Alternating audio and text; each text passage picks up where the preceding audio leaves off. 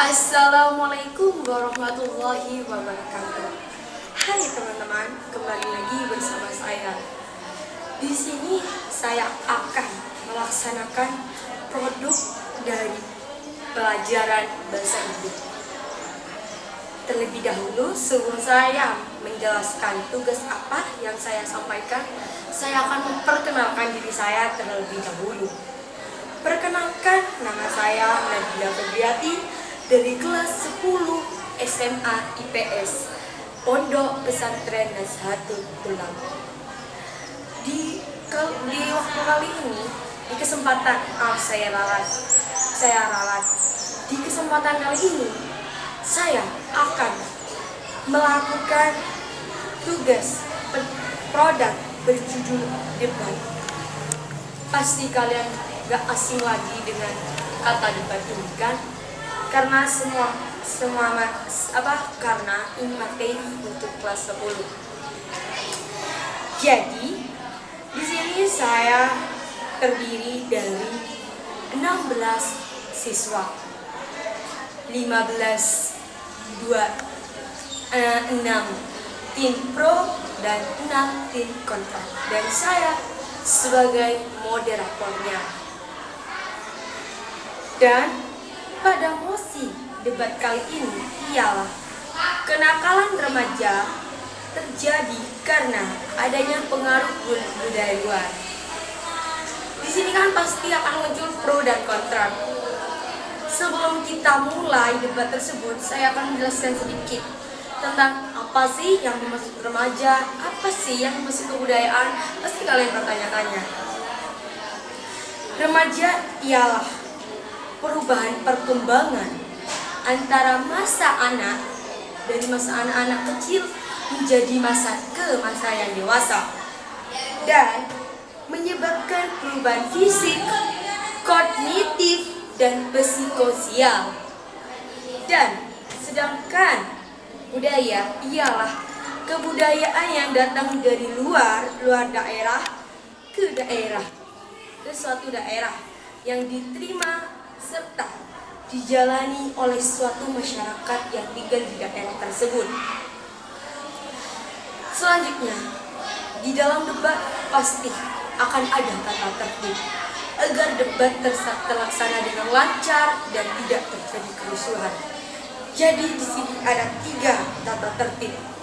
Yang pertama, jika salah satu tim berargumen, maka tim lainnya menyimak.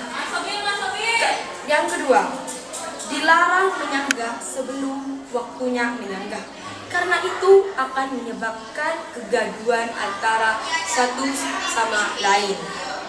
Yang ketiga, dilarang membuat kerusuhan saat saling menyampaikan argumen. Dan selanjutnya adalah pembagian waktu saat debat agar konsisten dalam melaksanakan debat tersebut. Penyampaian topik dari kedua pihak, afirmasi dan oposisi, dilakukan sekurang lebih 4 atau 3 menit, minimal 3 dan maksimalnya 4. Setelah itu, sebelum pernyataan topik, kita melakukan perkenalan terlebih dahulu agar kalian tahu tim afirmasi ada siapa aja dan tim kontra ada siapa saja. Setelah perkenalan, maka akan dilakukan pernyataan topik oleh ketua afirmasi dan ketua oposisi. Dan debat dimulai kurang lebih 13 menit sampai 14 menit. Dan yang terakhir, kesimpulan akan disampaikan 3 sampai 4 menit, dan kesimpulan tersebut akan disampaikan oleh saya sendiri. Jadi, sebelum debat dimulai, kedua pihak menyampaikan pernyataan topik selama 4 menit. Kita mulai dari tim afirmasi.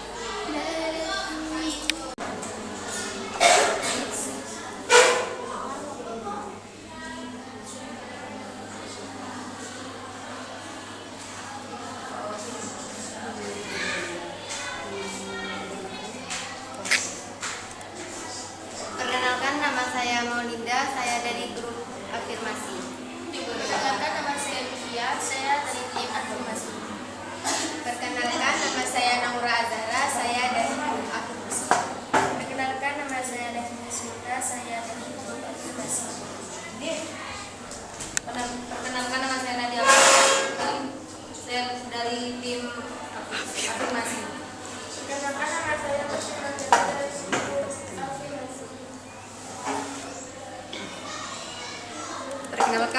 Nadira, saya dari grup oposisi. Perkenalkan nama saya Nabi Saleha, saya dari grup oposisi. Perkenalkan nama saya Rasti Ramdhania, saya dari grup oposisi. Perkenalkan nama saya Kiran Salsabila dari grup oposisi. Perkenalkan nama saya Sani dari tim oposisi. Perkenalkan nama saya Tinta Zaniel dari tim oposisi. Perkenalkan nama saya Sufisya dari grup oposisi. Kenakalan remaja adalah suatu kondisi di mana para remaja berperilaku tidak baik. Apalagi di zaman modern ini sudah banyak sekali budaya luar yang masuk ke negara kita sendiri, yaitu Indonesia. Salah satu contoh budaya luar seperti memakai baju ketat dan celana pendek. Crop dibilang good looking, apalagi wanita yang mewarnai rambutnya dibilang cantik, keren, dan lain sebagainya. Membuat remaja Indonesia melupakan budaya Indonesianya sendiri. Berikut beberapa dampak jika remaja Indonesia terus menggunakan budaya luar. Apa kali?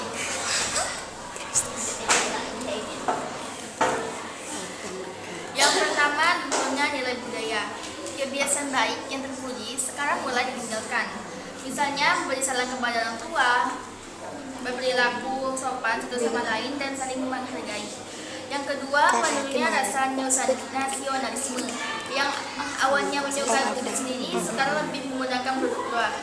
Misalnya, sebuah negara luar masuk ke Indonesia, contoh seperti mie samyang, lebih memilih mengkonsumsi mie sayang daripada Indomie. Yang ketiga, kebudayaan Indonesia hilang. Sebelum budaya luar masuk ke Indonesia, masyarakat Indonesia lebih menyukai menggunakan produk luar, produk Indonesia dibandingkan menggunakan produk luar. Contohnya seperti baju batik. Namun sekarang kita jarang melihat orang memakai baju batik, dan orang-orang di zaman sekarang lebih memilih untuk memakai baju yang ketat. Yang keempat, meningkatkan sifat individualisme. Semenjak adanya budaya luar, remaja Indonesia sekarang memiliki sifat individualisme, yakni suatu sifat yang tidak baik untuk kita contoh. Karena kita adalah makhluk sosial yang saling membutuhkan dan membutuhkan satu sama lain. Yang kelima, munculnya kesengajaan sosial, sesuatu kondisi ketidakharmonisan antara individu ke individu lainnya.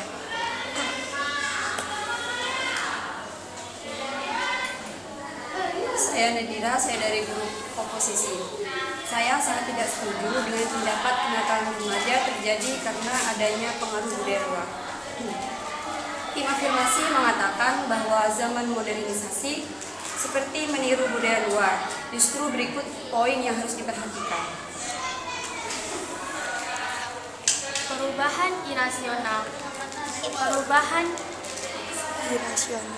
Perubahan tata nilai dan sikap manusia yang awalnya irasional menjadi rasional. Apakah kalian tahu apa itu irasional dan rasional? Irasional adalah cara pihak pikir yang sesuai dengan akal sehat yang tepat. Sedangkan rasional adalah cara pikir yang sesuai akal sehat, diiringi dengan pertimbangan yang logis cocok dengan akal. Misalnya, dulu semua orang menyimpulkan masalah dengan gampang tanpa meminta bantuan orang lain. Namun sekarang kita bisa menyimpulkan masalah dengan menggunakan referensi di Google atau bermusyawarah sesama manusia. Yang kedua, perubahan pola pikir adalah sebuah pikiran yang awalnya irasional menjadi rasional, seperti yang saya jelaskan tadi di nomor pertama. Yang ketiga, beraktivitas ilmu pengetahuan dan teknologi. Dengan adanya budaya luar yang masuk, kita bisa mengembang teknologi yang ada di Indonesia. Seperti contohnya, Indonesia membuat mobil listrik yang diisi menggunakan charger, tidak menggunakan listrik. Yang keempat, mengetahui berbagai bahasa. Adanya budaya luar, kita bisa belajar beberapa bahasa sehingga bisa menambah wawasan lebih luas lagi.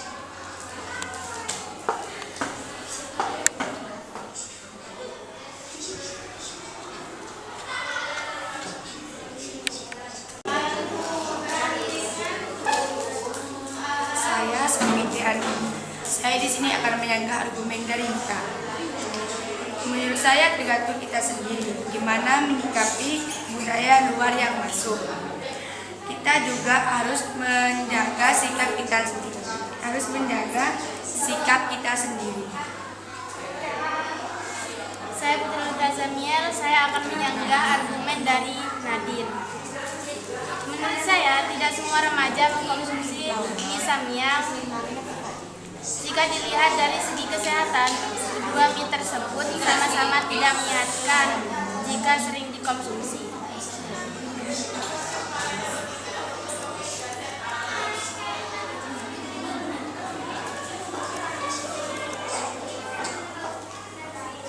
Saya Kirani Salsabila, saya akan menyanggah dari Putri Nurjana. Saya tidak semuanya harus dengan Menggunakan Tidak semuanya harus dengan menggunakan batik untuk melestarikan budaya luar. Ada berbagai cara yang bisa kita lakukan.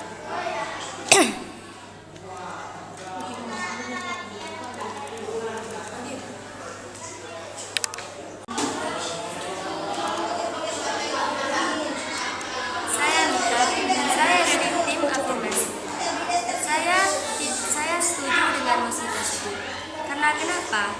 Menurut saya adanya budaya luar yang masuk Indonesia membuat remaja merupakan perilaku karena sudah terpengaruh dengan budaya luar. Dari segi kata, lebih menggunakan bahasa luar negeri. Saya Nadia Kamelia Putri. Saya berargumen adanya budaya luar membuat mereka melupakan produk Indonesia yang sejak dulu sudah ada mereka. Lebih tergiur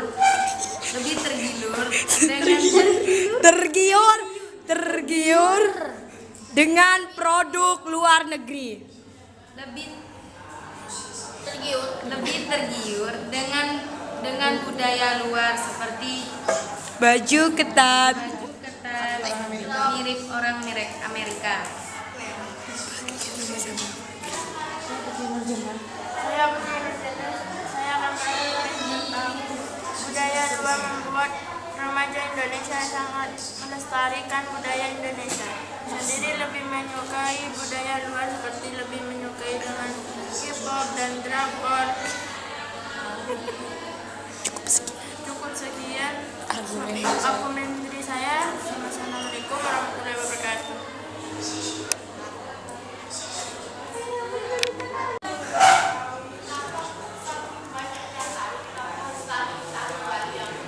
Saya Nadira, saya dari tim oposisi ingin berargumen adanya budaya luar membuat Indonesia lebih maju dari segi teknologi dan bisa membuat alat elektronik sendiri dan juga bisa digunakan oleh masyarakat Indonesia sendiri. Terima kasih. Saya Indra Kusalaha dari tim oposisi ingin berargumen. Menurut saya, dengan adanya budaya luar membuat pikiran orang yang dulu irasional menjadi rasional di zaman modern ini.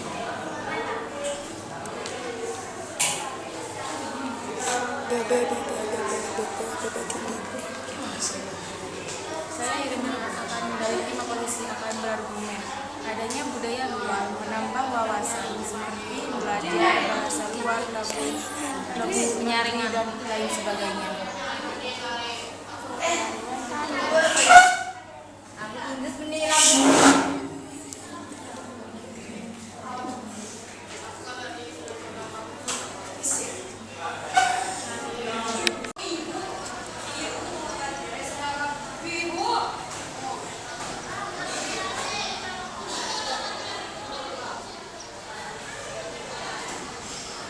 Hai teman-teman, berjumpa lagi dengan saya, Nabila. Di kesempatan kali ini saya akan menyimpulkan dari hasil debat kedua tim tersebut. Jadi, hasil debat kali ini adalah semua problem pasti ada sisi negatif dan ada sisi positif. Tergantung kita sendiri gimana cara menyikapinya. Menurut saya, budaya luar yang datang ke Indonesia itu boleh-boleh saja, asalkan kita tahu gimana cara menghandle-nya. Contohnya, jangan sampai kita melupakan budaya Indonesia yang sudah terterap dari dulu hanya karena dengan adanya budaya luar yang masuk. Di barat diperkirakan kita menggunakan barang produksi Indonesia 80% dan barang produksi luar hanya 20% saja. Itu sih menurut saya konsisten. Karena kalau kita lebih kebanyakan menggunakan budaya luar, otomatis kita akan melupakan kebudayaan Indonesia sendiri. Padahal dari kecil, dari kita bayi, kita udah tinggal di Indonesia. Jadi di saat dewasa apa kita melupakan gitu aja, itu kan akan menjadi perilaku yang buruk. Dan setelah itu, menurut saya adanya budaya luar juga ada sih sisi positifnya. Barusan saya menjelaskan sisi negatif, dan di sini saya akan menjelaskan sisi positifnya. Sisi positifnya itu Indonesia bisa lebih maju, berkembang, sama kayak tadi yang udah didebatkan sama mereka. Ya, tapi meskipun berkembang, ya kita kembali yang seperti awal. Kita harus tetap mempertahankan kebudayaan Indonesia. Karena apa? Indonesia ini sangat beragam. Indonesia sangat kaya akan perairannya, akan kehutanannya, dan akan banyak makanan dan keanekaragaman makanan, budaya, semua hal. Indonesia itu sangat kaya akan hal tersebut. Jadi adanya budaya luar itu, ya kita boleh sih melakukannya, tapi jangan sampai kita melupakan budaya Indonesia. Itu aja, segitu saja dari saya. Bila ada tutur kata saya yang salah, mohon dimaafkan karena kita sebagai manusia tidak luput dari salah dan dosa. Dan sampai jumpa di video saya selanjutnya. Jangan lupa like, comment, share, dan subscribe untuk mengetahui kalau saya udah mengupload video selanjutnya. Thank you for attention. I'm sorry if there is mistake. Assalamualaikum warahmatullahi wabarakatuh.